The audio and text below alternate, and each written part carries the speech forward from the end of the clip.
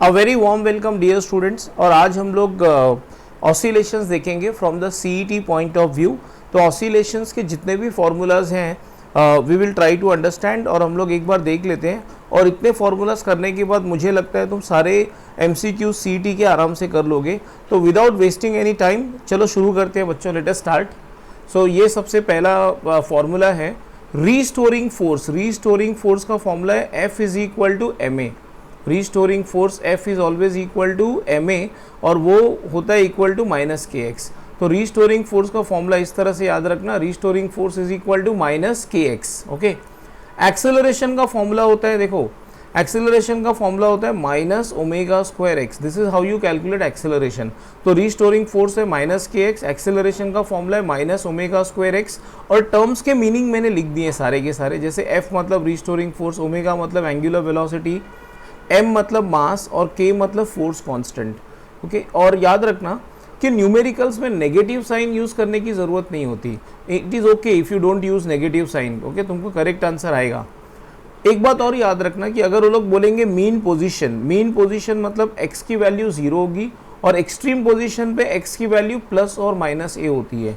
तो ये बात भी याद रखना कि मीन पोजीशन पे x की वैल्यू 0 लेते हैं, डिस्प्लेसमेंट की वैल्यू 0 लेते हैं।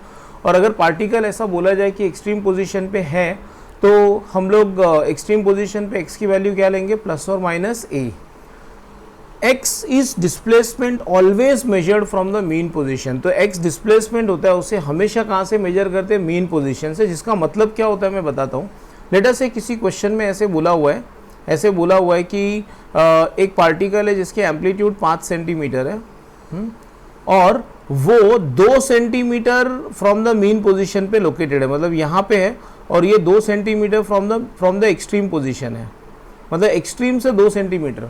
तो याद रखना तुम x की वैल्यू क्या लोगे, x की वैल्यू लोगे ये 3, because x is always measured from where, x is always measured from the mean position. तो ये बात याद रखना कि अगर वो लोग एक्सट्रीम से देते हैं डिस्टेंस, तो वो डिस्टेंस को x नहीं माना जाता। क्या करते हैं कि a माइनस जो भी डिस्टेंस दिया हुआ एक्सट्रीम से, that will give you the value of x।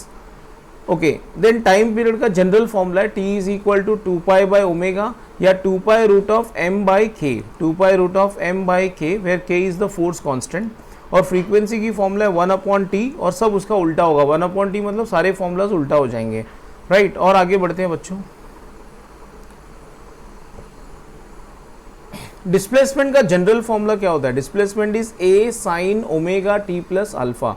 इसमें ये पूरा ओमेगा टी प्लस अल्फा वाला जो टर्म है यहाँ से यहाँ तक, इसे कहते हैं फेज ऑफ एसएचएम। फेज देखो ये मैंने यहाँ पे लिखा हुआ है, ये जो पूरा एंगल के अंदर का टर्म है ओमेगा टी प्लस अल्फा, इसे कहते हैं फेज, PHASC। अल्फा को कहते हैं इनिशियल फेज और एपोक। इनिशियल फेज और एपोक, इनिशियल फेज मतलब फेज जब टाइम की वैल्यू 0 थी, जब टाइम इज इक्वल टू 0। तो तुम देखो ना, ये तुम्हारा फेज है, omega t plus alpha phase है। अगर तुम इसमें t को 0 डाल दोगे तो यू विल गेट अल्फा। तो what is the meaning of initial phase और एपोक? इनिशियल फेज और एपोक मतलब फेज की वैल्यू जब टाइम 0 होगी, and that is nothing but equal to alpha. अच्छा, इसमें दो छोटी छोटी बातें एकदम अच्छे से हर बच्चे को याद रखनी चाहिए।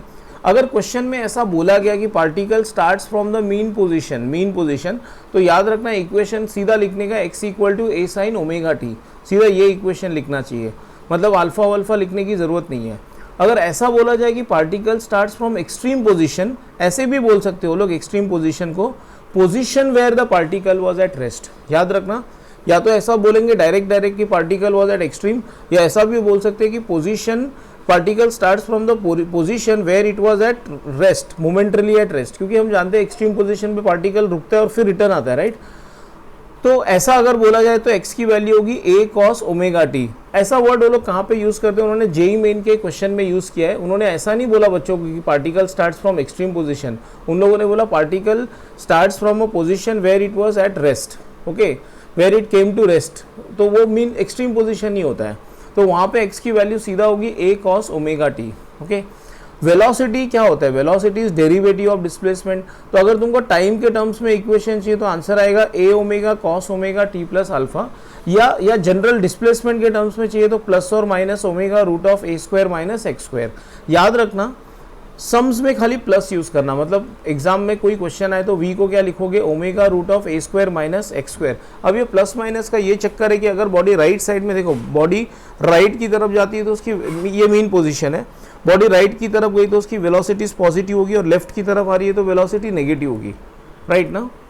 एक्सेलरेशन का फॉर्मूला होता है minus omega square a sine omega t plus alpha. कैसे आया, वेलोसिटी का डेरिवेटिव लेके, राइट। और याद रखना इसको, यही तो सीधा a sine omega t plus alpha x है, तो इसको ऐसे भी लिखा जा सकता है माइनस ओमेगा स्क्वायर एक्स। तो ये जो इक्वेशन है वो डिस्प्लेसमेंट के टर्म्स में, ये जो इक्वेशन है टाइम के टर्म्स में। सिमिलरली वेलोसिटी का ये वाला इक्वेशन टाइम के टर्म्स में, ये वाला इक्वेशन डिस्प्लेसमेंट के टर्म्स में। और ये भी साथ में याद रखना कि मोस्टली तुमको डिस्प्लेसमेंट के टर्म्स में याद रखना चाहिए, एक्स के टर्म्स में याद रखना ज़्यादा ज़रूरी है।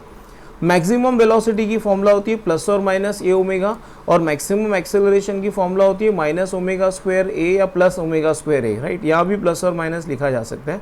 और सम्स में याद रखना ना, सम्स में हमेशा क्या करोगे, माइनस साइन को इग्नोर करोगे। तो वी मैक्स का ए ओमेगा, ए मैक्स का ए ओमेगा स्क्वायर। वी कहाँ पे मैक्सिमम होता है वो भी याद रखना पड़ेगा। At the mean position velocity is maximum and at the extreme position acceleration is maximum. Similarly mean position पे extreme position पे velocity 0 होती है और mean position पे acceleration की value 0 होती है, right। तो सॉरी, mean position पे acceleration 0 होती है और extreme position पे velocity 0 होती है। तो ये सब सारे बच्चे जानते ही हैं। एक और चीज़ ऐड कर देता हूँ, याद रखना, ये भी याद रखना, फेज डिफरेंस बिटवीन, ये याद रखना, फेज डिफरेंस बिटवीन मतलब दोनों एक साथ मैक्सिमम मिनिमम नहीं हो रहे हैं। देखो, जब वेलोसिटी मैक्सिमम है तो एक्सेलरेशन 0 है, और जब एक्सेलरेशन मैक्सिमम है तो उस जगह पे वेलोसिटी 0 होती है। तो दोनों सेम फेज में नहीं है, इसलिए दोनों के बीच में फेज डिफरेंस होता है जो याद रखना पड़ेगा। फेज डिफरेंस बिटवीन, ये बात याद रखना, between displacement and velocity is equal to pi by 2, 90 degrees, that is okay, या 90 डिग्रीज भी बोल सकते हो। ये भी याद रखना, phase difference between acceleration and velocity, acceleration and velocity is also pi by 2, ये phase difference भी pi by 2 है, that is 90 degrees। and phase difference between acceleration and displacement, is equal to pi या 180 degrees। तो ये तीनों relations याद रखना कि वेलोसिटी और डिस्प्लेसमेंट के बीच में क्या होता है, फेज डिफरेंस 90 होता है, क्योंकि तुम जानते हो कि एक साइन होता है, एक कॉस होता है। डिस्प्लेसमेंट का इक्वेशन साइन में होगा तो वेलोसिटी का कॉस में होगा। सिमिलरली एक्सेलरेशन और वेलोसिटी में भी ऐसे ही होता है। देखो, ये एक्सेलरेशन का इक्वेशन साइन में है, माइनस साइन है, और वेलोसिटी का इक्वेशन कॉस में है, तो इनके बीच में भी एंगल पाई बाय 2 का होता है फेज डिफरेंस। लेकिन अगर तुम डिस्प्लेसमेंट को देखो और एक्सेलरेशन को देखो तो दोनों का साइन साइन है, लेकिन बीच में माइनस है, माइनस मतलब दोनों के बीच में फेज डिफरेंस 180 डिग्रीज का है। तो ये छोटी सी बात है, लेकिन याद रखना पड़ेगा, एग्जाम में इसके ऊपर क्वेश्चंस आने के चांसेस होते हैं, राइट। और आगे बढ़ते हैं।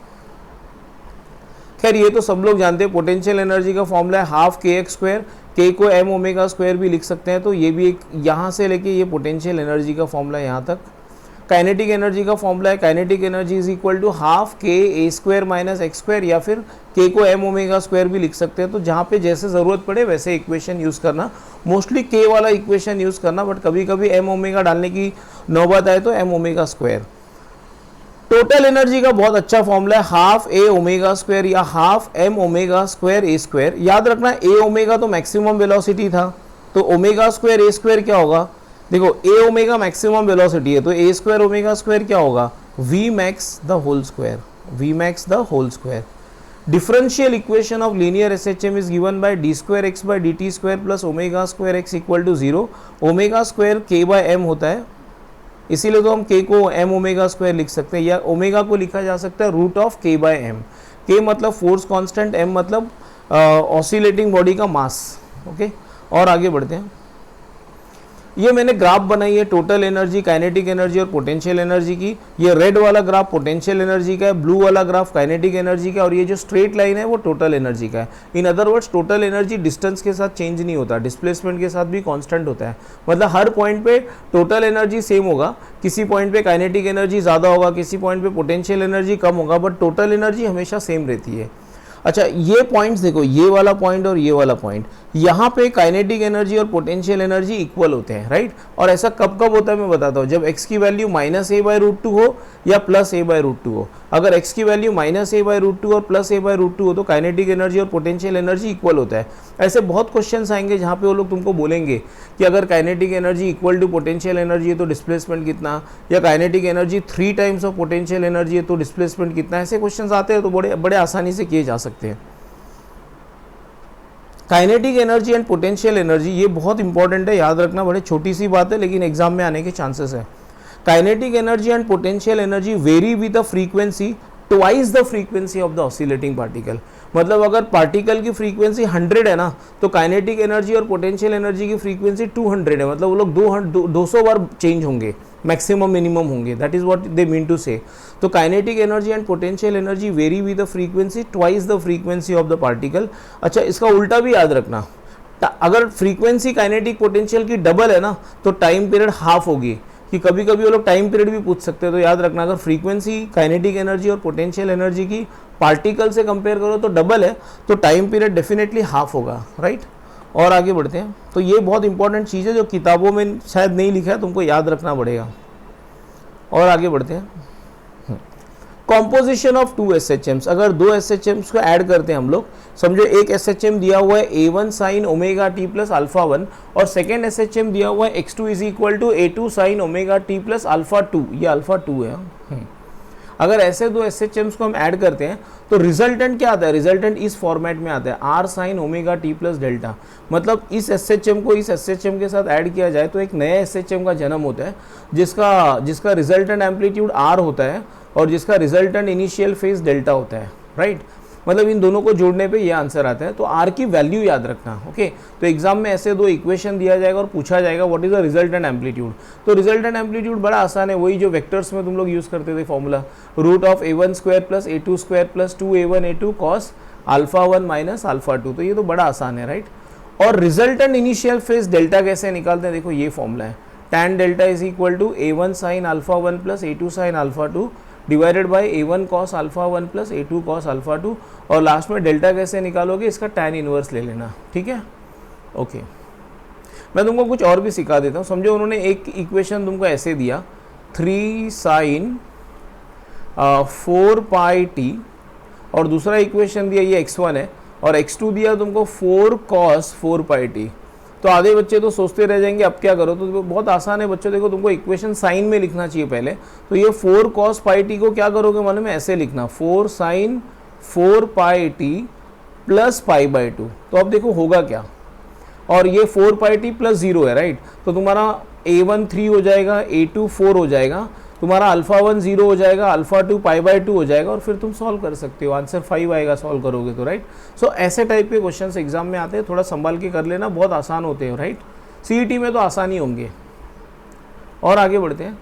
Time period of a pendulum, time period of a pendulum is given by the formula 2 pi √L/g, L/g, और L मतलब लेंथ ऑफ द पेंडुलम और G मतलब G इफेक्टिव। और for seconds pendulum time period 2 second होता है। मतलब अगर question में बोला जाए कि सेकेंड पेंडुलम की बात हो रही है, सेकेंड्स पेंडुलम, तो याद रखना उसकी टाइम पीरियड 2 सेकेंड्स होगी, ओके।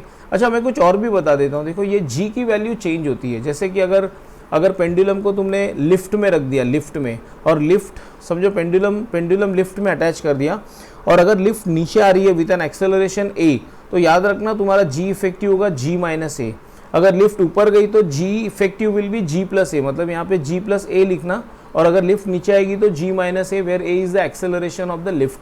तो मेरे ख्याल से ये सब तो तुम लॉज ऑफ मोशन में ऑलरेडी पढ़ चुके हो, है ना, कि एक्सेलरेशन कैसे चेंज होता है, तो वो उस हिसाब से करना। ऐसे प्रॉब्लम्स आ सकते हैं एग्जाम में, या मैं लिख दूँ क्या, मैं लिख देता हूँ, चलो। If pendulum suspended from lift, अगर पेंडुलम को लिफ्ट से सस्पेंड कर दिया, suspended from lift moving down with acceleration a, अगर लिफ्ट नीचे आ रहा है विथ एन एक्सेलरेशन a, तो याद रखना तुम्हारा G इफेक्टिव का वैल्यू होगा, G इफेक्टिव क्या हो जाएगा, G effective will become equal to G-a। अब ऊपर जाएगा लिफ्ट तो याद रखना G+a हो जाएगा, और क्या हो सकता है बताता हूँ तुमको। देखो अगर तुमने पेंडुलम को कार में सस्पेंड कर दिया, फॉर एग्जांपल ये कार है, ओके, पेंडुलम को तुमने ये कार से हैंग कर दिया ऐसे, और कार अगर एक्सेलरेशन ए से आगे जा रही है ना, कार एक्सेलरेशन ए, तो याद रखना जी इफेक्टिव की वैल्यू आएगी, G effective will be equal to square root of ji square plus A square. ये याद रखना फॉर्मूला। मतलब तुम जी इफेक्टिव की जगह पे क्या लिखोगे, root of ji square plus A square, मतलब इस रूट के अंदर और एक रूट आएगा, ठीक है। तो अगर ऐसा कोई क्वेश्चन आए कि पेंडुलम, देखो लिफ्ट नीचे जाएगी तो जी इफेक्टिव को जी माइनस ए लिखना, लिफ्ट ऊपर जाएगी तो जी इफेक्टिव को जी प्लस ए लिखना, कार हॉरिजॉन्टली जा रही है तो जी इफेक्टिव क्या होगा, root of ji square plus A square. मतलब यहाँ जी के जगह पे तुम ये लिखोगे, root of ji square plus A square. एक और बता देता हूँ लास्ट, अगर तुमने पेंडुलम को लिक्विड में डाल दिया, समझो ये तुम्हारा बॉब था और बॉब की डेंसिटी रो है, और तुमने उसको एक लिक्विड में डाल दिया जिसकी डेंसिटी सिग्मा है ना, तो याद रखना जी इफेक्टिव का फॉर्मूला क्या आएगा, G effective will be G into 1 minus sigma by rho. G effective will be equal to G into 1 minus sigma by rho. Sigma मतलब डेंसिटी ऑफ द लिक्विड और रो मतलब डेंसिटी ऑफ द बॉब। तो ऐसे कुछ questions के variations exam में आ सकते हैं जो तुमको ध्यान रखना पड़ेगा, और ये सब एक्चुअली लॉज ऑफ मोशन से रिलेटेड है। ये पहला, दूसरा, तीसरा तो देखो वो लिफ्ट वाला और कार वाला तो लॉज ऑफ मोशन से रिलेटेड है, और ये जो नेक्स्ट वाला था ये तुम्हारा मैकेनिकल प्रॉपर्टीज ऑफ फ्लूइड से रिलेटेड है, जहाँ पे अपथ्रस्ट पिक्चर में आएगा।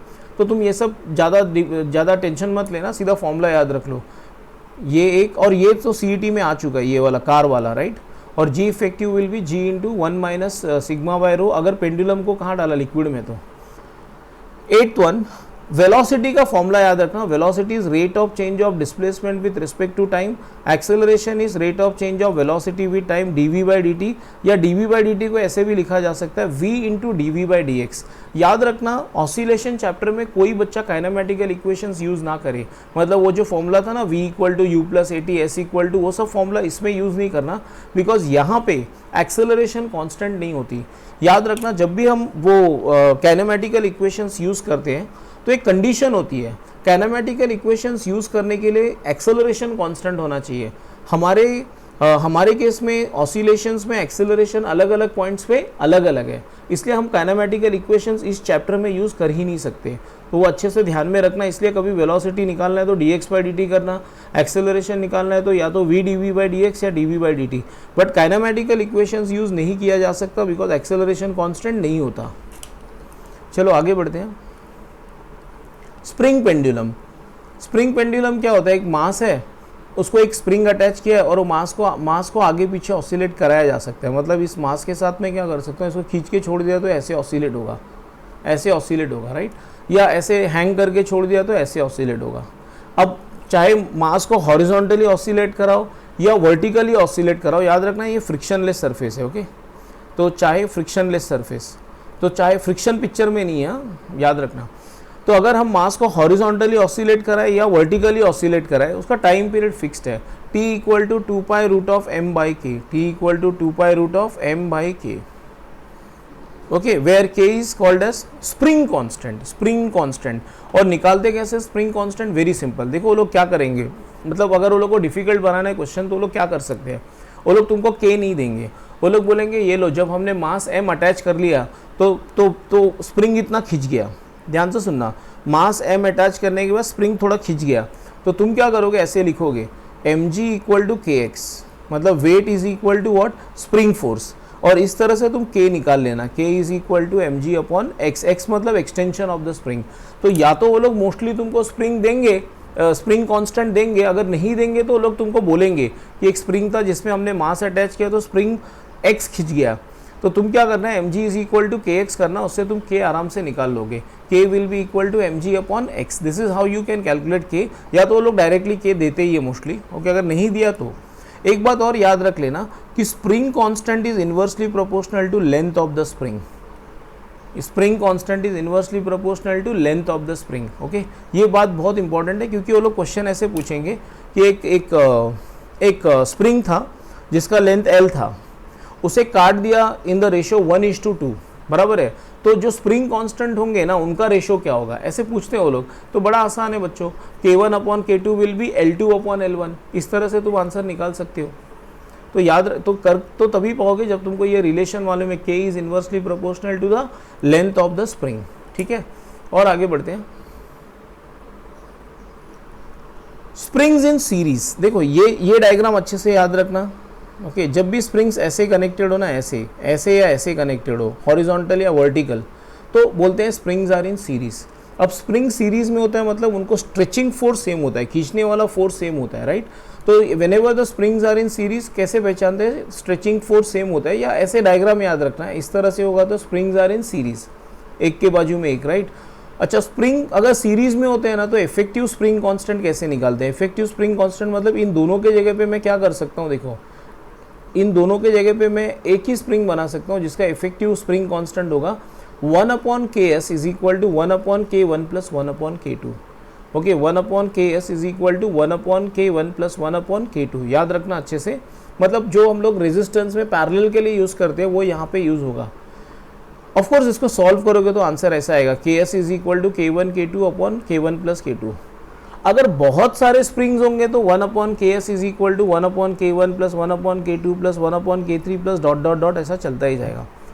अगर n स्प्रिंग्स है, n स्प्रिंग्स है और सारे स्प्रिंग सीरीज और हर एक का स्प्रिंग कांस्टेंट k है, ओके, और पैरेलल और सीरीज में कनेक्टेड है, so if there are n springs और सबका स्प्रिंग कांस्टेंट k है और अगर वो सीरीज में कनेक्टेड है तो इफेक्टिव स्प्रिंग कांस्टेंट होता है k/n।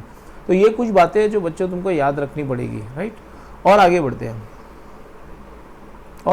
हैं, हाँ, पैरेलल कॉम्बिनेशन। पैरेलल, जब भी स्प्रिंग्स ऐसे कनेक्टेड हो ना बाजू बाजू में, तो उसको हम बोलते हैं क्या, पैरेलल कनेक्शन। देख लो सीरीज वाला कैसे था, देख लो ऐसे था सीरीज ही, ओके।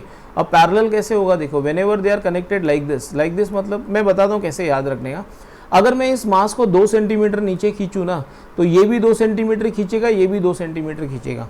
मतलब जब भी स्प्रिंग्स में एक्सटेंशन सेम होगा ना, इसका मतलब they are connected in parallel. अब तुम बोल सकते हो सर ये तो हम लोग को सीरीज में लग रहा है, आप कैसे बोल रहे हो पैरेलल है। अरे सुनो तो सही, जब भी दो स्प्रिंग का एक्सटेंशन या कॉन्ट्रैक्शन सेम होना तो उसे क्या कहते हैं, पैरेलल। सुनो, अगर मैंने इस मास को 2 सेंटीमीटर नीचे खींचा फॉर एग्जांपल, तो ये K1 वाला तो 2 सेंटीमीटर खींचेगा, लेकिन K2 वाला 2 सेंटीमीटर कंप्रेस होगा। इसका मतलब K2 का कंप्रेशन और K1 का एक्सटेंशन सेम है। और मैंने अभी अभी तुमको बोला व्हेनेवर द एक्सटेंशंस और contractions are same then the springs are said to be in parallel. तो ये स्प्रिंग्स पैरेलल में, और पैरेलल में अगर स्प्रिंग्स होते हैं ना, डायग्राम अच्छे से याद रखना, ये वर्टिकली बनाया हुआ है डायग्राम, ये हॉरिजॉन्टली बनाया हुआ है, ठीक है। सब में स्प्रिंग्स पैरेलल में ही है। पैरेलल मतलब एक्सटेंशंस आर सेम। मैं लिख दूं क्या यहाँ पे, parallel means what, extensions are same, extensions are same. ये पैरेलल मैंने शॉर्टकट में लिख दिया और गलत लिख दिया, राइट। ऐसे नहीं लिखते पैरेलल को सिर्फ 2 लाइन बनाते हैं, EL नहीं लिखते ऊपर। हाँ, तो याद रखना पैरेलल मतलब extensions are same, okay. How do you find effective spring constant, सीधा जोड़ लो, effective spring constant is K1 plus K2, और अगर बहुत सारे स्प्रिंग्स होंगे तो Kp will be, K parallel will be equal to K1 plus K2 plus K3 plus dot dot dot. और आगे बढ़ते हैं बच्चों, एंगुलर SHM का इक्वेशन याद रखना। इक्वेशन है I d square theta by dt square plus C theta equal to 0। I d square theta by dt square plus C theta equal to 0। ये कुछ इससे मिलता जुलता है। देखो तुम्हारा डिफरेंशियल इक्वेशन था ना लीनियर वाला, m d square x by dt square, okay, plus kx equal to 0। बस ध्यान से देखना बच्चों, यहाँ पे x था, वहाँ पे देखो थीटा है, लीनियर डिस्प्लेसमेंट के जगह पे एंगुलर डिस्प्लेसमेंट। यहाँ पे मास था, वहाँ पे मोमेंट ऑफ इनर्शिया है। यहाँ पे देखो x के जगह पे थीटा है, और यहाँ पे फोर्स कांस्टेंट था ना, यहाँ पे टॉर्क कांस्टेंट बोलते हैं उसको। बस सेम फॉर्मूला है, मतलब इसकी तरह ही है, okay. Time period of oscillation of bar magnet in external magnetic field. अगर हम एक बार मैग्नेट को एक्सटर्नल फील्ड में रखें और ऑसिलेट करवाएं तो उसका टाइम पीरियड क्या होगा, देखो t इक्वल टू, ये 2 बार इक्वल टू लिख दिया मैंने, हाँ, t equal to 2 root of I by mb। m मतलब मैग्नेटिक मोमेंट, b मतलब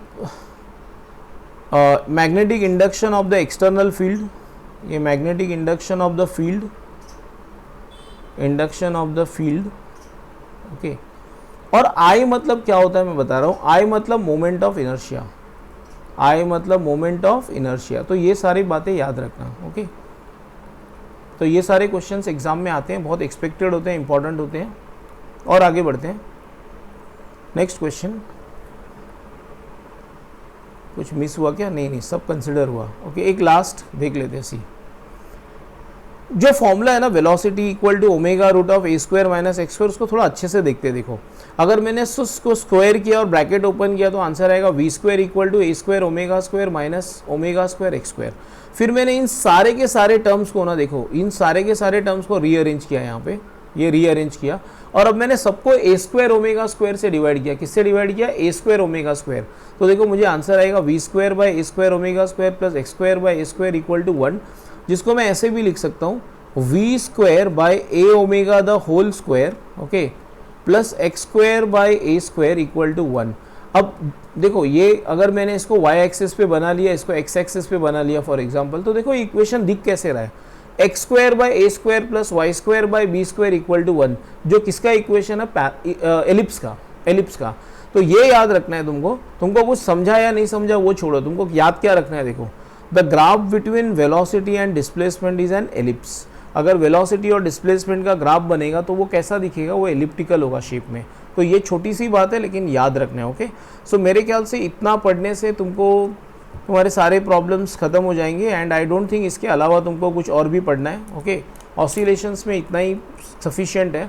so thanks for watching the video, do subscribe the channel and share the video with your friends. Thank you very much.